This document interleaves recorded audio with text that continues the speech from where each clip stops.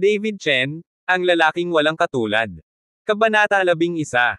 Sumili ang mga mata ni David Chen mula sa babaeng may makapal na make-up at baka sa mukha nito ang isang mapanglait na tingin. Ang pangalan ng babaeng ito ay Jiang Wenjing, at kaklase din siya ni David. Minsan niyang hinabol si David sa paaralan.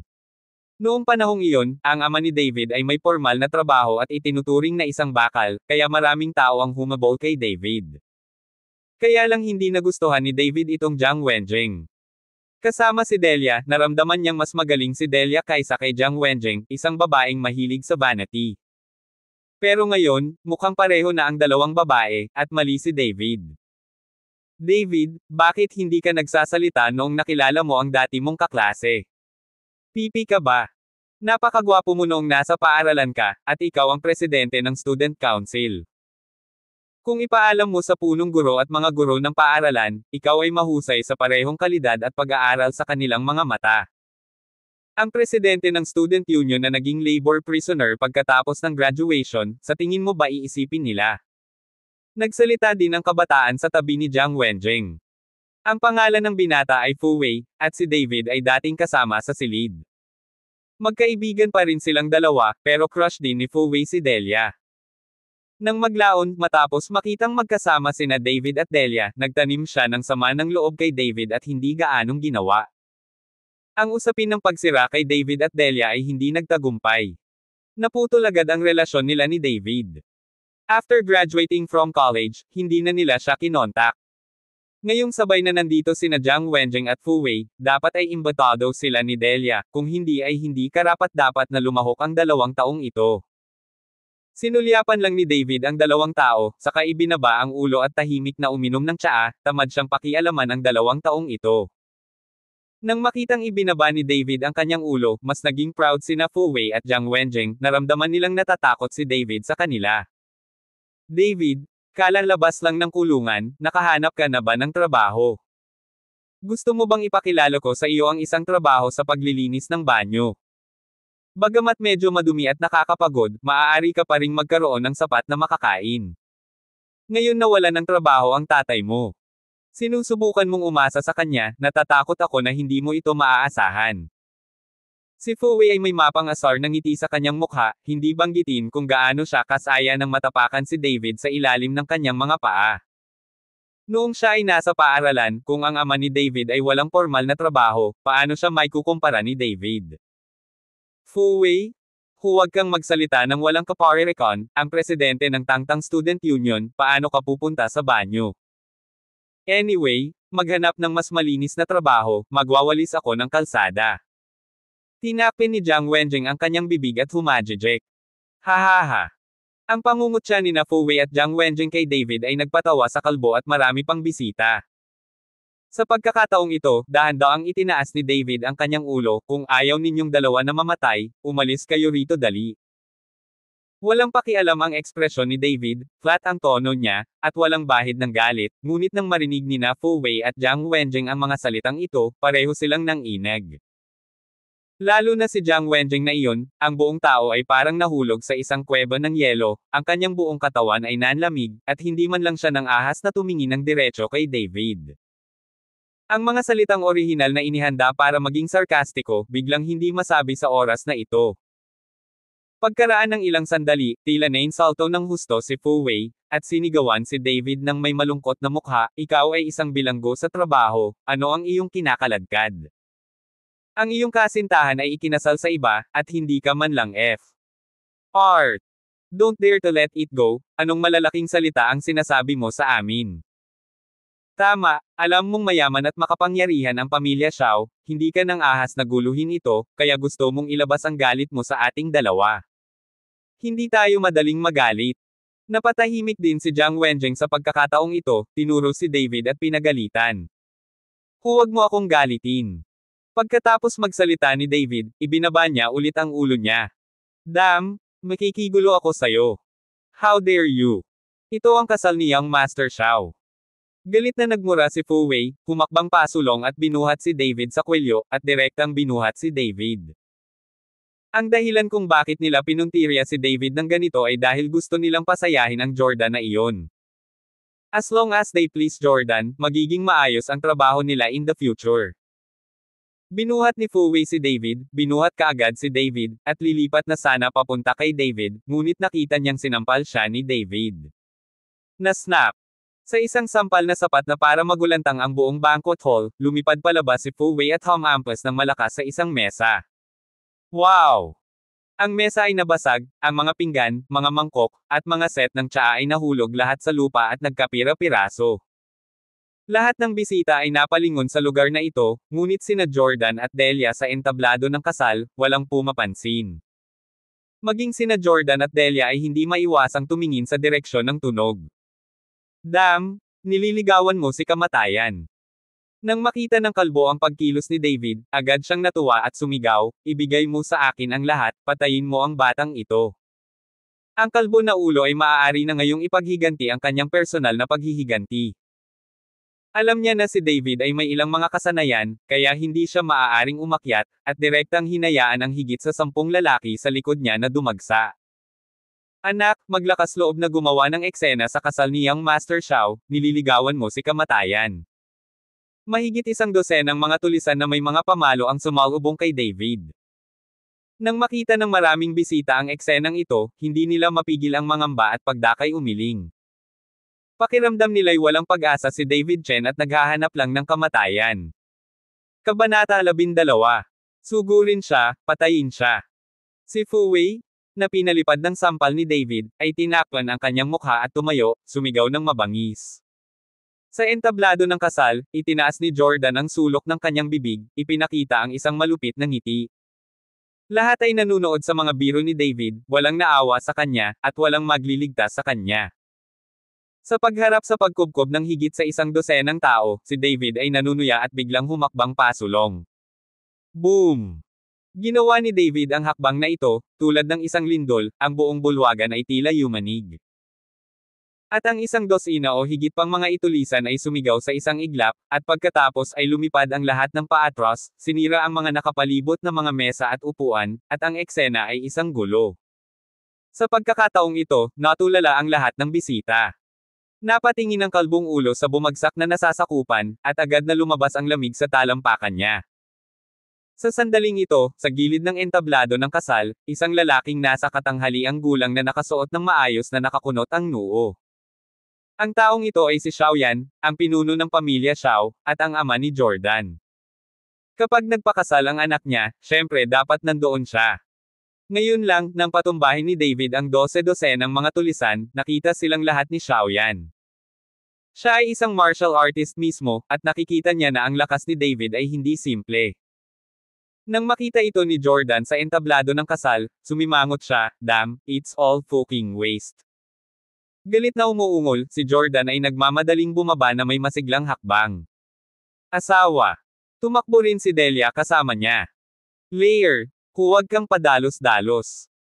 Sa oras na ito, sa gilid ng entablado ng kasal, si Xiaoyan, na kanina pa nakaupo, ay sumugod, natatakot siyang magdusa ang kanyang anak. Ano ang nangyayari? Ano ang nangyayari? 100 ng mga security guard ng hotel ang sumugod na may dalang mga rubber stick. 5 o 6 na taon nang bukas ang Regal Hotel, at wala pa akong nakikitang naglalakas loob na manggulo rito.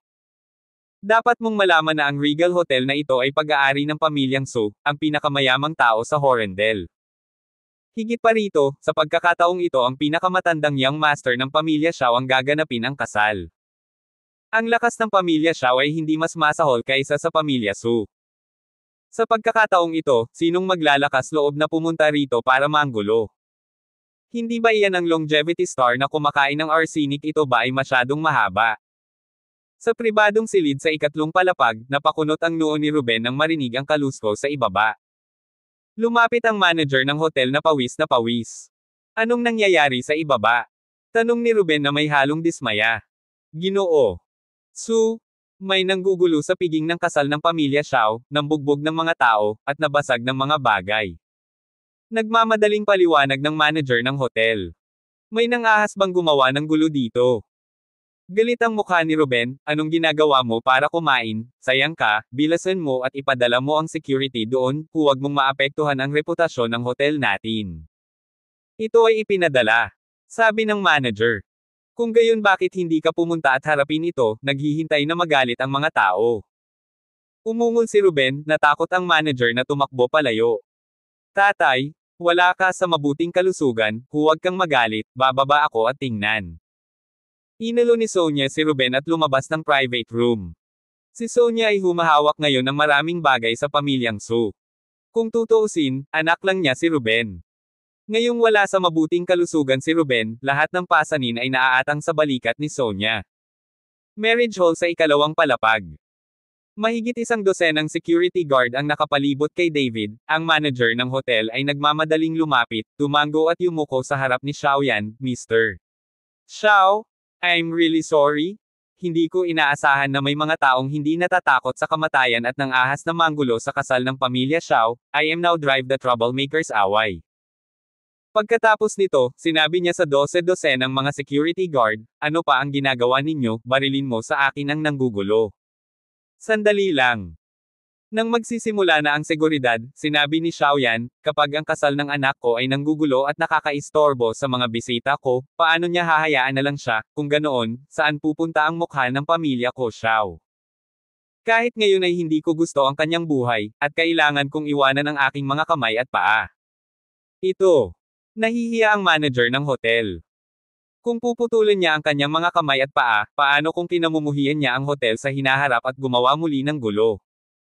Nakita ni Xiaoyan kung ano ang ibig sabihin ng manager ng hotel, at sinabing may nakakainis na ngiti.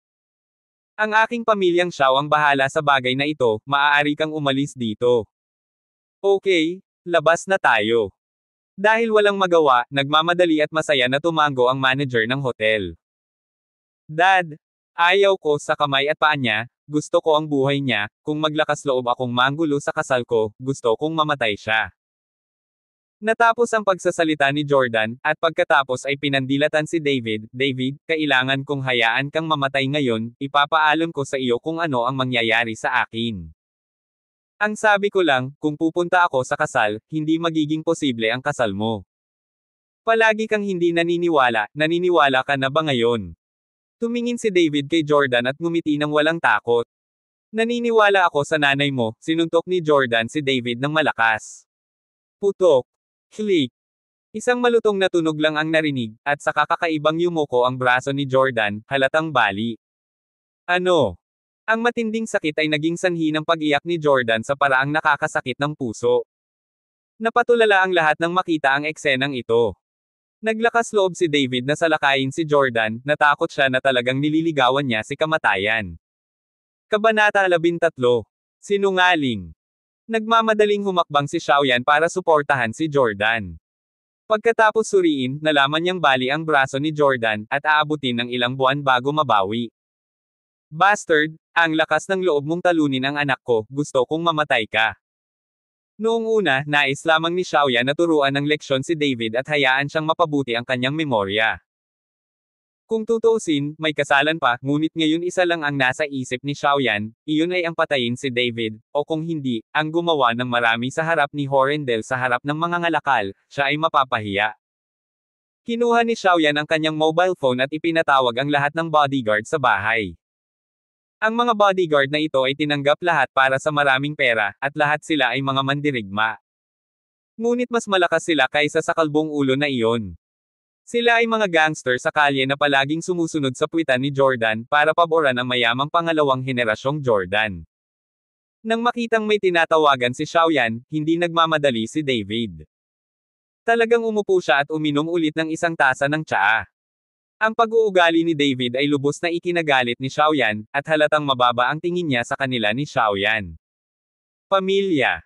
Papa, patayin mo siya para sa akin, papatayin ko siya. Si Jordan, na bali ang braso, ay sumigaw na may nakakatakot na ekspresyon sa kanyang mukha. Layer, huwag kang mag-alala, tiyak na itatapon ko ang batang ito sa ilog para pakainin ang mga isda ngayon. Malungkot na tiningnan ni Xiaoyan ang kanyang anak at nangako. Nakita ni Xiaoyan na may kaunting lakas si David, kaya hindi siya agad kumilos, ngunit hinintay na dumating ang kanyang bodyguard.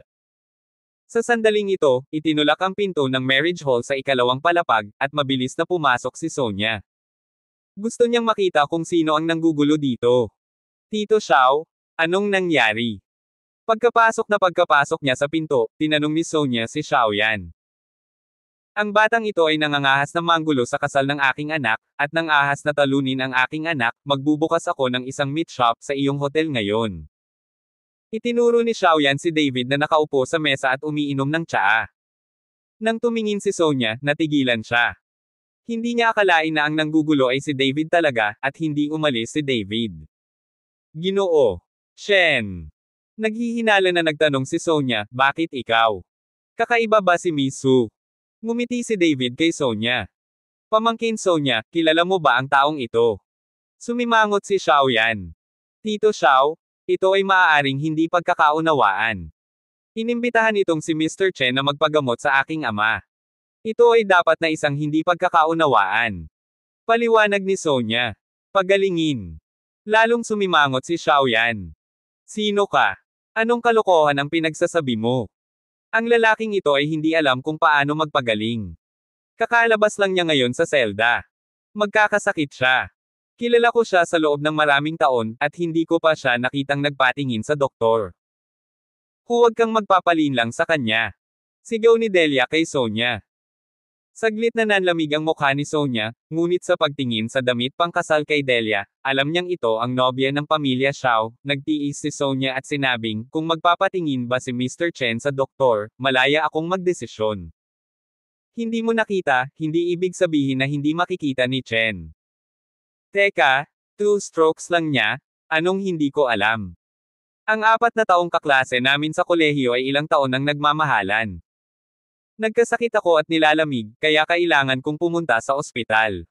Minsang umulan ng malakas, siya naman ang bumuhat sa akin sa likod niya. Kung mapapatingin siya sa doktor, kailangan pa ba niyang pumunta sa ospital? Si Delia ay mukhang disdain, sa kanyang mga mata, si David ay wala ng kwenta. Nang marinig ang sinabi ni Delia, tumingin si Sonia kay David, tila naiintindihan niya kung bakit nanggugulo si David sa kasal. Pamangkin Sonia, huwag kang mag-alala tungkol sa bagay na ito. Ang sakit ng iyong ama, mag-iimbita ako ng isang eksperto mula sa ibang bansa para sa kanya. Ngayon ang batang ito ay dapat mamatay. Sabi ni Xiaoyan sa hindi mapag-aalinlangan ng tono. Mas matanda siya kay Sonia, kaya syempre hindi mo kailangang maging magalang. Hindi mo dapat hawakan si Mr. Chen. Biglang huminto si Sony sa harap ni David. Umasa rin siya kay David para iligtas ang buhay ng kanyang ama, at hindi napanood ni Sonia ang aksidente ni David. Nanlamig ang mukha ni Xiaoyan, pamangkin Sonia, pinipilit mo ba akong gawin ito? Ang mga mata ni Xiaoyan ay kumikislap na may intensyong pumatay, at nang bumagsak ang boses, 12 ng mga bodyguard ng pamilya Xiao na puno ng momentum ang sumugod. Nang makitang dumating na ang kanyang bodyguard, tumingin si Xiaoyan kay David nang may mas malamig na mga mata. Tiyo Xiao, ano man ang mangyari, hindi ako papayag na hawakan mo si Mr. Chen. Pagkatapos magsalita ni Sonia, sumugod ang mahigit 12 security guard ng hotel at mahigpit na binantayan si Sonia. Ang kapaligiran sa banquet hall ay agad na naging condensed, at maraming mga bisita ang umatras sa isa't isa, dahil sa takot sa isang away na makakaapekto sa kanilang sarili. Bata, kung hindi dahil sa iyong ama, maaari kitang durugin hanggang mamatay sa ilang minuto. Umalis ka na ngayon. Maaari mo ba akong pigilan sa pamamagitan ng pag-asa sa iyong nasirang seguridad? Nagalit si Xiaoyan, at naging bastos siya kay Sonia.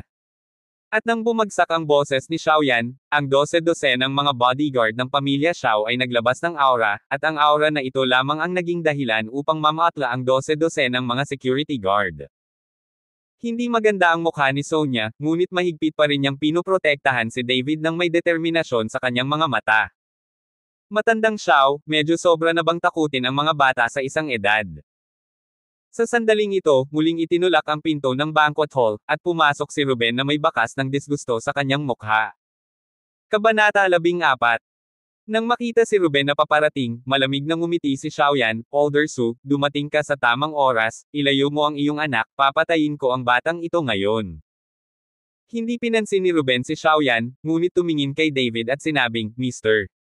Chen, nabigla ka.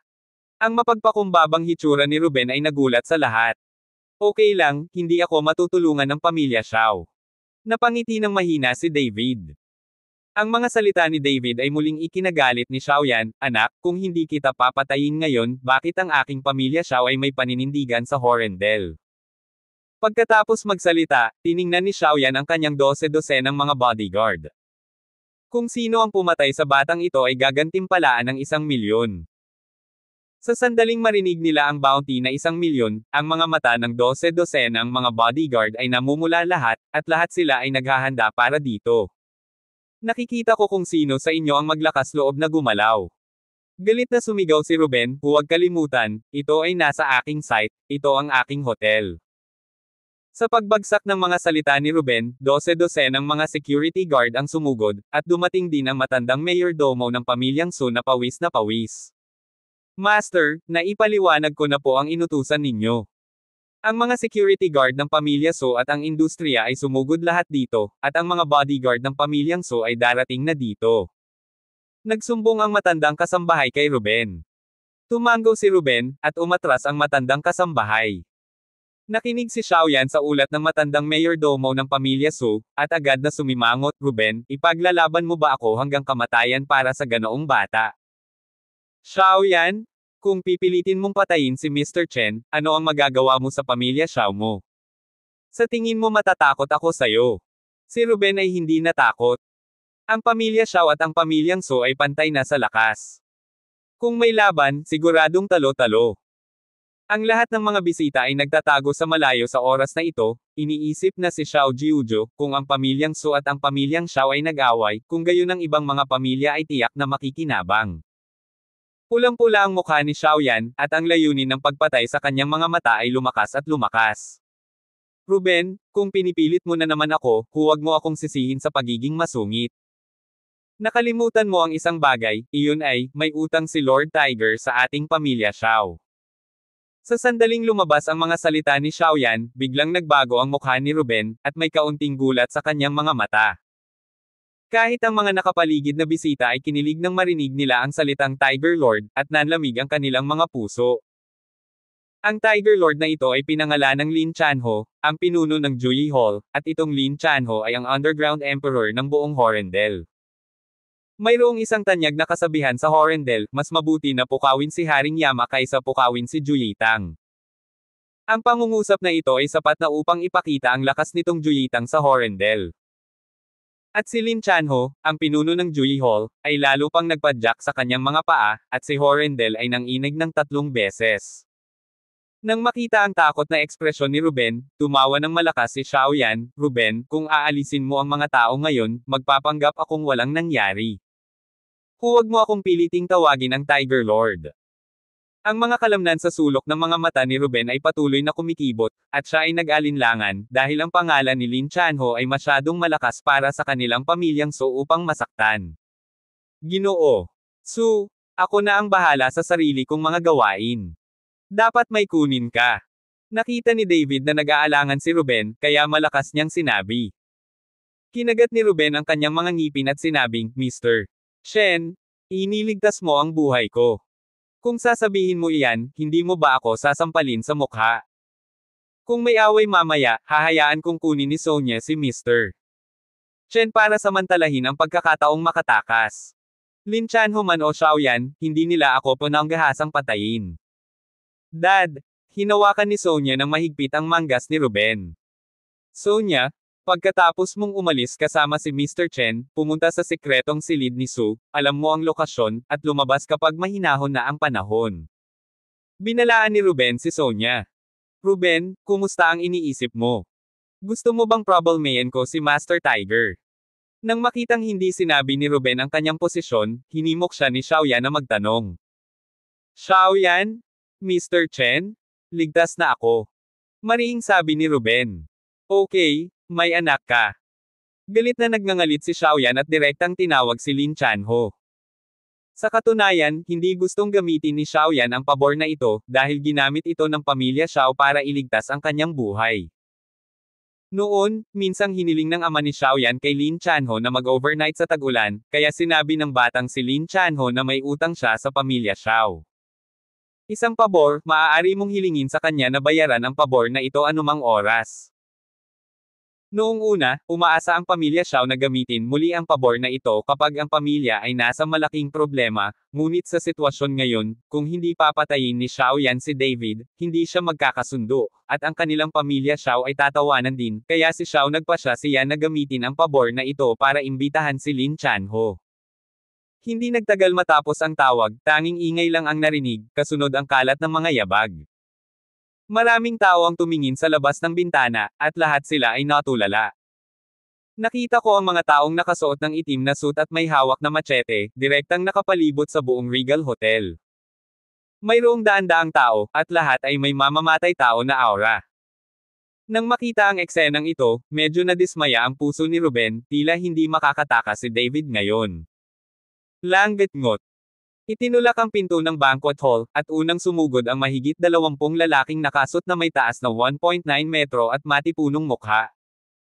20 tao ang nakatayo sa dalawang hanay, nakataas ang kanilang mga dibdib at nakataas ang kanilang mga ulo, nakapila. Binabati kita kay Lord Tiger.